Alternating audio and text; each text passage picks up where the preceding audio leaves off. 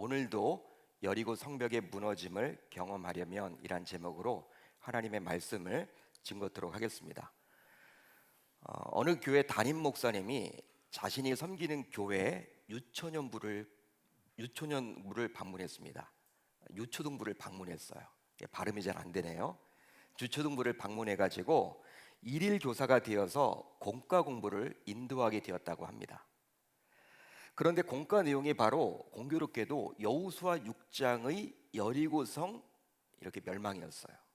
딱 보니까 목사님이 그러기 때문에 자신이 맡았던 그 아이들과 교사에게 이렇게 물었다고 합니다. 누가 과연 여리고성을 무너뜨렸는가? 누가 과연 여리고성을 무너뜨렸는가? 여러분 다 아시죠? 답을 여러분 다 아시죠? 여러분들은 다 아실 거예요. 여러분들은 이미 답을 알겠지만 누가 과연 여리고성을 무너뜨렸는가? 이렇게 질문을 던졌대요. 그랬더니 아이들이 이구동성으로 이 질문에 서로 자신들이 안 무너뜨렸다라는 거예요. 서로 자신들이 무너뜨리지 않았대. 목사님 저는 무너뜨리지 않았더라도. 이렇게 여러분 다들 이구동성으로 이야기를 하더라는 거예요. 목사님이 너무나 황당하죠. 어떻게 이런 답을 하냐. 좀 화가 났어요 목사님. 그래가지고 청년 선생님에게 동일하게 물었다는 겁니다. 누가 과연 여리고성을 무너뜨렸는가라고 청년 선생님에게 물어봤어요. 그날 아마 그 반은 청년 선생님이 담당을 했었나 봐요. 그렇게 물었더니 이 질문을 받은 청년 선생님은 한참 동안 생각을 하더니 다음과 같이 답변을 했대요. 어떻게 답변을 했냐면 목사님 제가 안 무너뜨렸어요. 저도 안 무너뜨렸어요. 그런데 누가 무너뜨렸죠? 목사님을 이렇게 마음 아프게 했던 사람이 누굽니까? 이렇게 묻더라는 거예요. 청년 선생님이. 여러분 좀 웃자고 하는 이야기일 수도 있지만 그냥 마냥 웃을 수가 없습니다. 저는 마냥 웃을 수가 없어요. 왜냐하면 실제로 우리 아이들이 성경을 너무나도 잘 몰라요. 성경을 너무나도 잘 모릅니다. 실제로 우리 교회는 그래도 나은 편이지만 어느 순간부터 어린 아이들이 교회에서 요절을 암송하지도 않죠. 예전에는 저와 여러분들은 요절 참 많이 암송을 한 것 같아. 로마서 8장도 암송을 하고 시편도 23편을 비롯해서 웬만한 건 여러분 다 암송했잖아요. 어릴 적에. 주일학교 출신들은 다 아시죠? 또 수련회에 가서 밥 먹기 전에 성경 구절을 암송시켰던 교육자들과 교사들의 열정도 더 이상 찾아볼 수가 없습니다. 예전에는 참 청년 선생님들이 이 암송이 안 되면 밥을 막 굶겼어요. 수련회 가서도 맨 늦게 먹으라고 그러고. 그래가지고 억지로 이렇게 3박 4일을 다녀오면 한 10구절 정도는 그냥 막 암송을 했죠. 요즘에는 여러분 그냥 밥을 주더라고요. 그리고 교사들 역시 공과 공부를 소홀히 준비하기도 합니다. 예전에는 교사를 다 안 하려고 했던 이유가 이 공과 공부 준비가 참 쉽지 않았거든. 저도 대학을 다닐 때는요 사역을 하지 않았습니다. 교사를 했어요. 총신대학교 신학과 다닐 때 제가 4년 내내 교사를 했습니다. 그러니까 교사의 마음을 여러분 잘 알아요. 어떤 분들은 그냥 신학부 1학년 때부터 이렇게 전도사 생활을 하는 분들은 교사를 해보지도 않았죠. 저는 여러분 교사를 했습니다. 군대 가서도 교사를 했고. 그래가지고 교사 선생님들의 마음을 잘 아는데 참 여러분 토요일날 밤만 되면요 이게 여러분 막 마음이 두근두근 거리잖아요. 왜냐하면 다음날 아이들이 뭘 물어볼지도 모르니까. 여러분 예전에는 막 그렇게 선생님들을 다 안 하려고 했던 이유가 이 분반 공부, 공과 공부를 여러분 어떻게 내가 잘 할 수 있나. 여러분 아이들이 또 별거 다 물어보죠. 희한한 거 물어보잖아. 왜 하나님은 선악과를 만들었냐? 예? 이런 것도 물어보잖아요. 왜 여리고성을 그렇게 멸망시켰느냐? 그 이유가 뭐냐? 왜 그런 식으로 했느냐? 여러분 이렇게 좀 당돌한 질문들을 들으면요 교사로서 여러분 답답하잖아요. 모른다고 할 수도 없고 또 아는 척 할 수도 없고. 그렇기 때문에 선생님들을 참 하지 않으려고 했던 것 같아요. 근데 어느 순간부터 우리 교회는 여러분 예외지만 선생님들이 이 공과 공부에 대해서도 이렇게 예전처럼 준비를 그렇게 썩 많이 하는 것 같지는 않습니다. 자, 그러다 보니 어쩌면 나중에는요 실제 여리고성을 자신들이 무너뜨리지 않았다라고 답변을 할지도 모르겠어요. 진짜 그렇게 될지도 모르겠어요. 따라서 더 늦기 전에 다음 세대 아이들과 청년들이 성경을 모르는 세대가 되지 않도록 우리 모두 관심을 갖고 성경을 읽고 묵상하고 암송하도록 해야만 할 줄로 믿습니다. 자, 이제 40년 동안의 광야 생활을 마치고 이스라엘 백성들은 모세의 후계자인 여호수아의 인도하에 요단강을 건너서 가나안에 입성하게 되었어요. 하지만 가나안 입성은 무혈 입성이 아니었죠. 본래 가나안 땅에 살았던 그 민족들과 치열하게 전투를 치러야만 했습니다. 순순히 여러분 물러날 리가 없죠. 그 사람들도 대대로 자신들이 살고 있던 땅을 빼앗기는 것이기 때문에 그들이 여러분 물러날 리가 없어요. 그러니까 전쟁을 벌여야 돼. 당시 이 여리고 족속 바로 첫 번째 전투의 대상이었습니다. 이스라엘 백성들이 여리고 족속과 이제 첫 번째로 맞닥뜨린 이러한 족속이라고 볼 수 있는 거예요. 당시 이 여리고 족속은 여리고 성 안에 머물고 있었는데요. 그런데 이 여리고 성은 보통의 성이 아니라 높은 망대를 갖춘 이중 요새였다고 합니다. 여러분, 성이 있고 또 바깥에 성이 딱 있는 거예요. 이중 요새. 성경학자들에 따르면 여리고 성의 바깥 성벽은 중기 청동기 시대인 BC 2000년에서 1550년경에 건축된 것으로 추정이 돼요. 그러니까 기원전 2000년에서 1550년경에 건축이 되었다. 또 안쪽 성벽이 세워진 때는 초기 청동기 시대인 BC 3200년에서 2200년까지 거슬러 올라갑니다. 대단히 여러분 오래된 그런 성벽이죠. 따라서 이런 견고한 성을 이스라엘 백성들이 무너뜨려야지만 가나안 정복을 본격적으로 시작할 수 있는데, 처음부터 이스라엘 백성들은 너무나도 센 강적을 만나게 된 거예요. 쉽지 않은 적이죠. 한마디로 여리고성에 들어가서 문을 닫고 앉아 있으면 이 성은 결코 함락당할 위험이 없는 거예요. 안전한 곳이죠. 딱 여러분 문을 걸어 잠그고 앉아 있으면요, 아무리 공격을 당해도 점령이 안 되는 성이 바로 이 여리고 성이었습니다.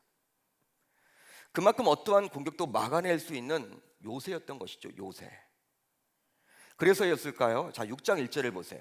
여러분들이 가지고 있는 성경 6장 1절을 보면 여리고 족속들은 여리고 성에 들어가서 문을 걸어 잠그고 있었습니다.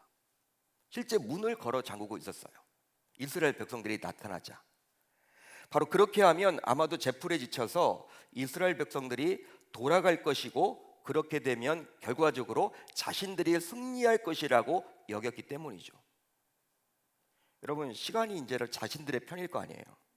여러분, 수송만 하면 돼. 아무리 공격을 해도 제풀에 지쳐서 꺾일 것이다. 그런 마음으로 그냥 수비태세를 갖추는 거예요. 여리고 족속들이 성에 들어가서. 여러분, 이런 상황 속에서 이스라엘 백성들이 할 수 있었던 것은 그다지 많아 보이지는 않습니다. 그다지 많아 보이진 않아요. 그런데 그때 하나님께서는 다음과 같이 이제 말씀을 하셨죠. 너희 모든 군사는 그 성을 둘러 성 주위를 매일 한 번씩 돌되 엿새 동안은 그리하라. 제사장 7은 7 양각 나팔을 잡고 언약궤 앞에서 나아갈 것이요, 7째 날에는 그 성을 7번 돌며 그 제사장들은 나팔을 불 것이며, 제사장들이 양각 나팔을 길게 불어 그 나팔 소리가 너에게 들릴 때에는 백성은 더 큰 소리로 외쳐 부를 것이라. 그리하면 그 성벽이 무너져 내리리니 백성은 각기 앞으로 올라갈지니라. 하나님께서는 이렇게 말씀을 하셨어요. 여러분, 이 구절을 보면 하나님께서는 다소 이해하기 힘든 명령을 내리신 거죠. 여러분, 이해가 됩니까? 어떻게 이런 명령을 내릴 수 있을까? 바로 군사들로 하여금 6일 동안은 매일 한 바퀴씩을 돌래요. 매일 한 바퀴씩을 돌아라. 그리고 마지막 7째 날은 몇 바퀴를 돌아라? 7바퀴를 돌아라. 그리고 큰 소리로 외치라. 그렇게 되면 그 성벽이 무너져 내린다. 이거예요. 여러분, 이해가 됩니까? 여러분, 이런 하나님의 명령과 여리고 성벽이 무너지는 것과 무슨 상관관계가 있죠? 어떻게 여러분 설명을 우리가 해야 되는 거죠? 아무리 우리가 생각해도, 아무리 하나님이지만 어떻게 이런 명령을 이스라엘 백성들에게 당시 내릴 수 있었을까? 여러분, 아주 궁금하지 않습니까? 왜 이런 명령을 내렸을까? 이게 뭐야? 차라리 군사를 어떤 방법으로 배치해라. 여러분, 이게 낫잖아요. 군사들을 어떤 방식으로 배치해야지 전쟁에서 이긴다, 성벽을 무너뜨릴 수가 있다. 그게 아니면 어떤 전략과 전술을 가지고 싸워라. 여러분, 이게 더 낫잖아요. 또 아니면 뭐 성을 이제 공격해야 되니까 어떤 무기를 만들어서 그 무기를 가지고 싸워라. 여러분, 하나님이 이렇게 말씀하셨다고 하면요, 우리가 훨씬 알아듣기가 쉽죠. 우리가 참 여러분 이해하기가 쉽죠. 끄떡끄떡 하겠죠. 그런데 군사들로 단순히 성을 6일 동안 한 번씩 돌고 7일째는 7번 돌고 소리를 치라고 했으니 이것은 정말 이해할 수 없는 처사라고 말할 수 있는 거예요. 이해할 수 없는 처사죠. 상식으로 말이 안 되는 거죠. 한마디로 불가능한 일을 지금 하라는 거예요. 하지만 결국 백성들은 이런 말도 되지 않은 하나님의 명령에 순종했습니다. 말도 되지 않지만 순종했어요. 그 결과 이제 여리고성은 어떻게 되었을까요? 어떻게 되었을까요? 바로 성벽은 무너져 내리게 되었습니다. 할렐루야, 할렐루야. 자, 오늘 보면 20절을 볼까요? 우리 한번 같이 읽어봅니다. 20절 시작. 이에 백성들은 외치고 스스로들 불편을 부르매 백성이 섰을 때 크게 소리질러 외치니 성벽이 무너져 내린지라. 여러분, 이스라엘 백성들이 하나님의 말씀에 순종했더니 결국 하나님께서는 그 순종에 대한 응답으로 그 강력하고 견고한 여리고 성벽을 친히 무너뜨리게 했습니다. 무너뜨리도록 하셨죠. 하나님이 하신 거예요. 따라서 신자인 우리도 일상에서 여리고 성벽과 같은 난국불락을 만났을 때 어떻게 하면 좋을지 오늘 본문은 우리에게 선명하게 드러내주고 있는 거예요. 한마디로 오늘 본문은 신자인 우리가 어떻게 하나님의 일하심을 맛볼 수 있느냐, 더 나아가 응답을 받으려면 신자인 우리가 어떻게 기도하면 좋을지 그것에 대해서 말을 해주고 있습니다. 여러분, 오늘 말씀을요, 저는 이렇게 묵상하면서 기도와 연관이 되어졌어요. 기도. 이런 방식으로 우리가 기도를 해야 되는 거구나, 응답을 받으려면. 자, 그렇다면 하나님의 응답을 받기 위해서 신자인 우리는 과연 이제 어떻게 기도하면 좋을까요? 우선 하나님의 말씀을 붙들고 기도해야 합니다. 믿으십니까? 오늘 말씀을 잘 보세요. 여러분, 오늘 말씀을 보시면 왜 이스라엘 백성들은 6일 동안 매일 성을 한 바퀴씩 돌았습니까? 왜 돌았죠, 여러분? 하나님께서 말씀하셨기 때문에. 다른 답은 없어요. 또 마지막 7일째는 왜 7바퀴를 돌았습니까? 역시 하나님께서 말씀하셨기 때문에. 그리고 마지막 날에 왜 함성을 질렀어요? 하나님께서 역시 말씀하셨기 때문에. 그거예요, 여러분. 다른 답은 없습니다. 바로 다른 이유가 아니라 오직 하나님께서 백성들에게 명하셨기 때문이죠. 마찬가지로 우리가 기도할 때에도 다른 이유가 있어서 기도하는 게 아니에요. 바로 무엇입니까? 하나님께서 무엇이든지 구하라 라고 우리에게 말하셨기 때문에, 말씀하셨기 때문에.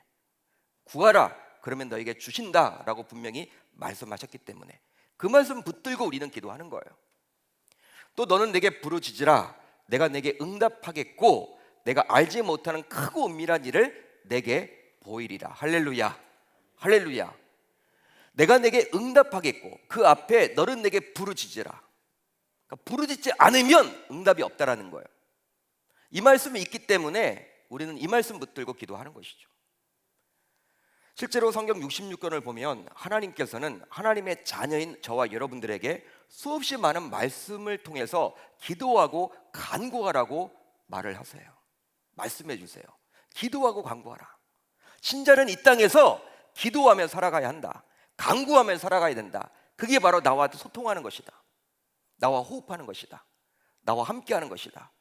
그 이야기를 얼마나 많이 하셨습니까? 창세기부터 요한계시록까지 이 기도와 간구에 대해서 얼마나 많이 말씀을 하셨습니까? 따라서 우리는 기도할 때 반드시 기도와 관련된 이 말씀을 붙들고 기도해야 할 줄로 믿습니다. 믿습니다. 하나님, 그렇습니다. 당신이 이렇게 말씀하시지 않았습니까?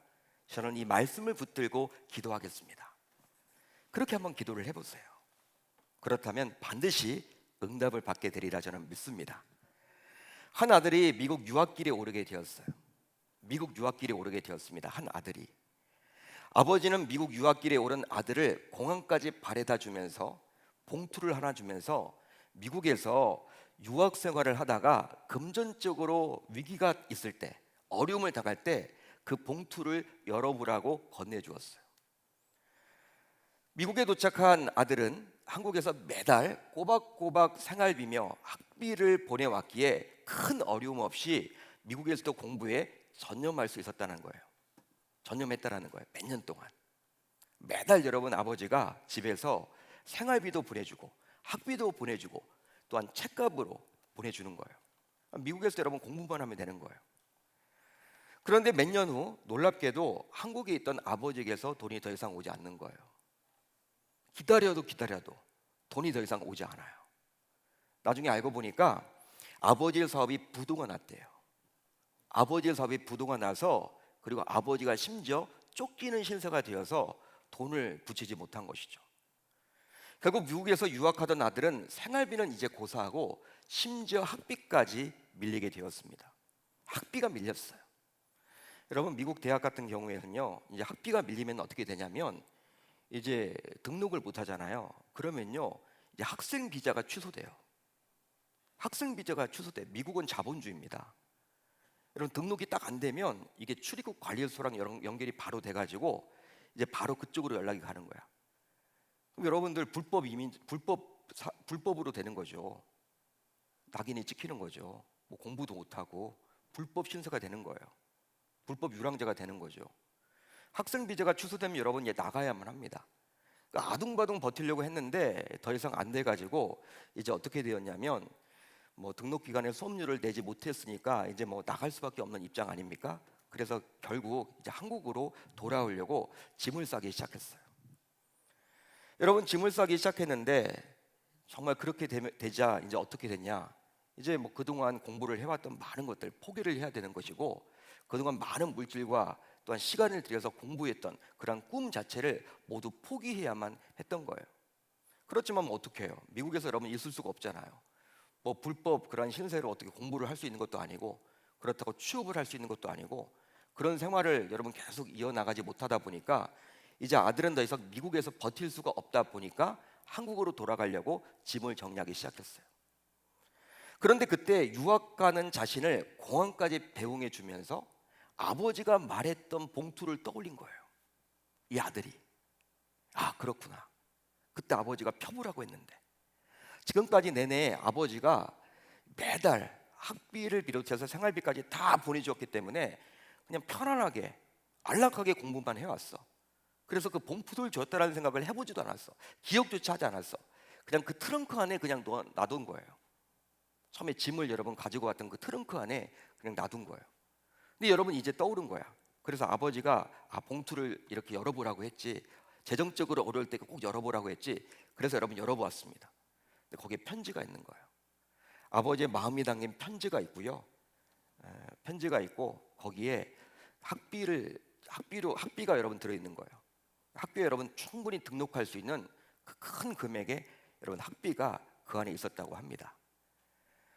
결국 여러분 이 아들은요 이제 기적처럼 유학 생활을 지속할 수 있게 되었고, 결국 자신의 목표를 이루게 되었다라는 거예요. 실제 여러분 제가 자신의 이야기를 하면서 어떤 집사님이 저에게 이야기를 해주시더라고요. 이 이야기를. 근데 이게 여러분 왜 떠올랐냐면, 제가 말씀을 준비하면서 신자인 우리는 기도하라고 끊임없이 강조하신 하나님의 말씀을 기억하고 그 말씀을 붙들어야 한다는 것을 다시금 기억해 봤어요. 그게 왜 그러느냐? 바로 유학 생활을 중도에 포기하고 귀국하려고 했을 때 아버지의 말씀을 기억했던 아들처럼 말이죠. 만약에 이 아들이 여러분 아버지가 공항에서 나중에 힘들면 봉투를 열어봐라 이 말을 했는데 이 말을 기억지 못했다고 하면요, 그냥 유학 생활을 다 포기하고 꿈도 포기하고 한국으로 돌아와야만 했어요. 이게 마찬가지라는 것이죠. 여러분 우리가 기도할 때는요 항상 우리가 놓쳐서는 안 되는 것이 바로 무엇이냐면 말씀이에요. 말씀. 하나님께서 이렇게 말씀하셨잖아요. 하나님께서 기도하라고 우리에게 요구하셨잖아요. 힘들고 어려울 때마다 하나님을 붙들라고 말씀하셨잖아요. 그렇기 때문에 저와 여러분들은 어떤 상황에 놓이더라도 하나님의 말씀을 붙들고 기도해야 될 줄 믿습니다. 믿습니다. 다음으로 주변 사람과 환경이 아니라 오직 하나님께 집중해서 기도해야 합니다. 주변 사람과 환경이 아니라 오직 하나님께 집중해서 기도해야 해요. 하나님께서는 여리고 정복에 있어 여호수아를 통해서 자신의 백성들에게 특별하게 당부한 것이 하나 있었습니다. 바로 그게 무엇이냐? 6장 10절을 보면 나와 있어요. 우리 6장 10절을 볼까요? 같이 한번 읽어봅니다. 시작. 여호수아가 백성에게 명령하여 이르되 너희는 외치지 말며 너희 음성을 들리게 하지 말며 너희 입에서 아무 말도 내지 말라. 그리하다가 내가 너희에게 명령하여 외치라는 날에 외칠지니라. 여러분, 이 구절을 보면요, 어떤 내용입니까? 입을 열지 말고 성을 돌라는 거예요. 입술을 열지 말고, 말하지 말고 침묵 모드로 성을 돌아라. 여러분, 하나님께서 왜 이런 말을 했을까요? 백성들이 여러분 이게 중요합니까? 성을 돌기만 하면 되지. 여러분 6일 동안 그냥 하루에 한 번씩 돌기만 하면 되고 7일째에는 7번 돌면 되잖아. 어떻게 돌든지, 예? 말을 하면서 돌든지, 아니면 거꾸로 돌든지, 환호성을 치면서 돌든지, 침묵하면서 돌든지, 아무튼 도는 게 중요한데, 근데 여러분 하나님께서는 유일하게 침묵하면서 돌라는 거예요. 왜 이런 말을 하셨을까요? 자, 그렇다면 그 이유는 과연 무엇 때문일까요? 바로 성을 도는 것은 영적인 전투이기에 아무리 가까운 사람이라도 그들에게 집중하지 말고 오로지 하나님께 집중하라는 의미예요. 실제로 이 구절을 잘못 해석하게 되면 이스라엘 군사들이 성을 도는 것을 성 안의 여리고 사람들이 눈치채지 못하게 하기 위함이라고 착각하기가 참 쉽습니다. 그렇죠? 여러분, 조용히 돌아야지만 성 안에 있는 그 여리고 사람들이 알지 못할 것 아니냐, 이렇게 우리는 착각하기가 쉽다라는 거예요. 하지만 여러분, 곰곰이 생각을 해보세요. 여리고 족속이 아무리 성 안에 있다 하더라도 그 많은 이스라엘 군사들이 이 성을 돌고 있습니다. 그것도 하루에 한 번씩 일주일 내내 돌고 있어요. 모를 리가 없죠. 여러분, 여리고 사람들이 아무리 성 안에 있어도, 아무리 침묵 모드로, 아무리 말하지 않고 돌아도 그들이 모를 리가 없죠. 따라서 하나님께서 백성들로 하여금 그리 침묵으로 명하신 것은 여리고 사람들이 알아서는 안 되기 때문이 아니라 눈에 보이지 않은 영적 전투로서 사람들에게 집중하기보다는 오직 누구에게? 여호와 하나님께 더 집중하라는 의미에서였어요. 실제 이것은 우리가 기도할 때에도 그대로 적용할 수가 있는데요, 바로 주변 사람들 그리고 환경에 집중하기보다는 오히려 하나님께 집중해서 기도해야만 하는 거예요. 믿으시면 아멘. 누가복음 18장을 보면 세리와 바리새인의 기도가 나옵니다. 예수님의 비유의 말씀이죠. 바리새인은 기도하면서 누구에게 집중합니까? 하나님께 기도하면서도 하나님께 집중하지 않아요. 옆에 있는 세리에게 집중합니다. 자꾸 세리와 비교해. 그래서 여러분, 결국 자신이 잘났다라는 거예요. 자신이 더 훌륭하게 기도하고 있다라는 거예요. 그것을 강조합니다. 이 바리새인은요, 사람에게 집중하는 기도예요. 하나님께 기도한다고 말은 하면서도 여러분, 세리랑 자꾸 비교하고 있는 거예요. 경쟁합니다. 하지만 세리는 어떻습니까? 오로지 자신은 주인이라며 자신을 불쌍히 여겨달라고 하나님께 집중합니다. 하나님께 매달려요. 하나님께 기도한다라는 거예요. 결국 예수님께서 바리새인이 아니라 세리의 기도를 더 높이 평가하셨죠. 그러기에 이제 우리 모두 기도할 때 주변 사람이나 혹은 환경에 집중하지 마시고 기도의 대상인 하나님께만 집중할 수 있기를 바랍니다. 여러분, 오늘 저녁도 우리가 말씀 붙들고 기도하잖아요. 그때 어떤 분들은 막 방언으로 기도하는 분들도 있고, 크게 기도하는 분들도 있고, 조용히 기도하는 분들도 있고. 여러분, 자기 스타일과 다르다 하대서 그 사람들에게 여러분 집중하지 마세요. 왜 저 사람은 저렇게 기도해? 여러분, 다양한 거예요. 여러분, 다양한 겁니다. 여러분, 그 사람에게 여러분 집중하지 마세요. 우리가 여러분 기도하러 왔지, 하나님 만나기 위해서 왔지, 남들이 어떻게 기도하느냐 그 쳐다보기 위해서 온 거 아니잖아. 여러분, 환경도 마찬가지입니다. 여러분, 우리들은 환경 자꾸 탓을 하죠. 기도줄이 잘 안 잡힌다. 여러분, 그런 거 여러분 신경 쓰지 마시고 정말 기도하려고 한번 몸부림쳐 보세요. 하나님께 매달리고 여러분 하나님께 집중하려고 몸부림쳐 보시라는 거예요. 하나님 분명히 침묵하면서 돌라고 말씀해 주셨습니다. 마지막으로 응답을 받을 때까지 기도해야 합니다. 이 부분이 중요해요. 오늘 말씀을 보시면 이스라엘 백성들이 엿새 동안 성을 돌았지만 여리고 성벽은 실금 하나 그어지지 않았어요. 실금 하나 생기지 않았어요. 여러분 6번을 돌았으면 6일 동안 돌았으면 뭐 실금이라도 여러분 생겨야지. 그렇지 않을까요? 다음날 여러분 무너지려면 여러분 확 무너지려면 뭐라도 여러분 징조가 있어야 될 거 아니에요. 무너질 징조가 전혀 보이지 않았습니다. 6일 내내. 하지만 이스라엘 군사들은 이런 것에 흔들리지 않고 하나님의 말씀대로 끝까지 순종했죠. 이것은 바로 하나님의 말씀에 대한 신뢰가 있었기 때문에 가능했던 거예요. 하나님에 대한 신뢰가 없으면요 중도에 포기하고 말아요. 따라서 우리가 기도할 때에도 하나님의 말씀을 신뢰하며 끝까지, 즉 응답받을 때까지 기도해야만 하는 거예요. 누가복음 18장을 보면 예수님께서는 항상 기도하고 낙심하지 말아야 할 것을 또 비유로 말씀해 주셨습니다. 그러니까 누가복음 18장은요 기도의 장이야. 기도의 장. 기도의 장. 기도에 관한 내용들이 얼마나 많이 나오는지 몰라요. 여러분 낙심하지 말아야 될 것, 포기하지 말아야 될 것, 기도하면서도 바로 끈질긴 과부의 비유인데요. 즉 아무리 불의한 재판관이라 하더라도 이 비유에 나온 과부처럼 끈질기게 찾아가서 요구를 하게 되면 결국 불의한 재판관이라도 그 과부의 요구를 들어준다라는 거예요. 들어준다라는 거예요. 왜? 귀찮아서라도. 따라서 역시 신자인 우리 역시 하나님께 기도하되 어떻게 기도해야 된다? 끈질기게 기도하라는 거예요. 끊임없이 기도해야 된다라는 거예요. 지금은 고인이 되었지만 고 정필도 목사님 우리 교회 와서 부흥 집회도 인도하셨죠. 여러분 교회는 무릎으로 세워진다. 하루에 4시간씩 기도하셨던 분이에요. 평생. 여러분 기도로 여러분 교회를 그렇게 키웠던 분이시고 뭐 한국에서 이제 기도 목회를 하셨던 분이죠. 여러분 많은 분들이 이제 성도들을 포함해서 이제 중직자들도 그렇고 뭐 목회자들도 목사님을 만나기만 하면 어떻게 그렇게 기도 응답을 잘 받을 수가 있느냐. 목사님은요 생각하기만 하면 기도 응답을 받아. 희한하죠. 조지 물러가 5만 번 기도 응답을 받았다고 하는데 제가 옆에서 지켜봤을 때 정 목사님도 그랬던 것 같아요. 진짜 그만큼 여러분 기도 응답을 참 많이 받아. 나는 생각만 해도 기도 응답이 있어. 항상 우리 교육자들에게 그런 이야기를 해요. 나는 생각만 해도 기도 응답이 있대.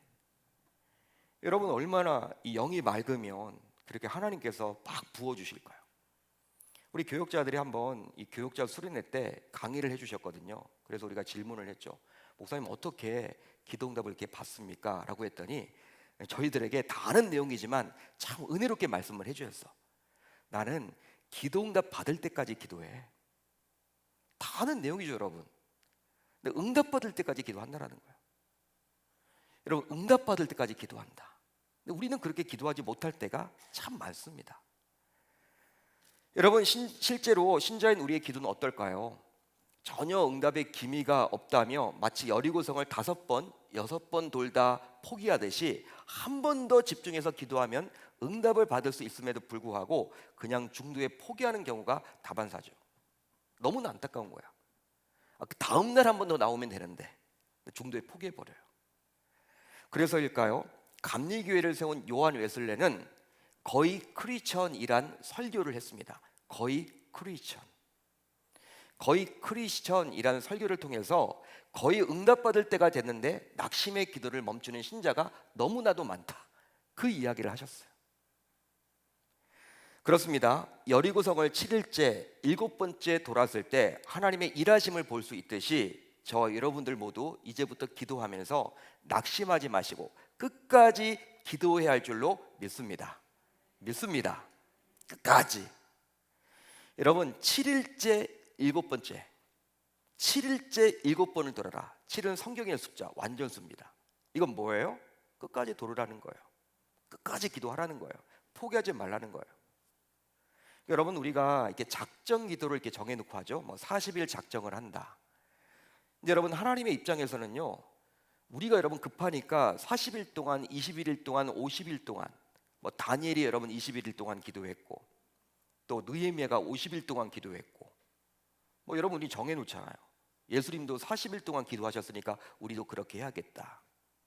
근데 어떤 의미에서 보게 되면요, 그건 우리가 정한 거예요. 우리가. 하나님은 여러분 40일만 기도해라, 21일만 기도해라, 50일만 기도해라 그렇게 말하지 않아요. 언제까지? 기도응답 받을 때까지, 끝까지. 여러분 지치지 마세요. 지치지 마세요. 여러분 한 번 더 기도하면요 응답이 있습니다. 우리는 그것을 모르고 중도에 포기할 때가 많이 있다라는 거예요. 어쩌면 저번 주까지 금요철야를 잘 나왔다가 기도응답이 없네, 오늘 낙심해서 나오지 못한 분이 있다면 다음 주부터 다시 나올 수 있기를 바라요. 여러분 포기해서는 안 돼요.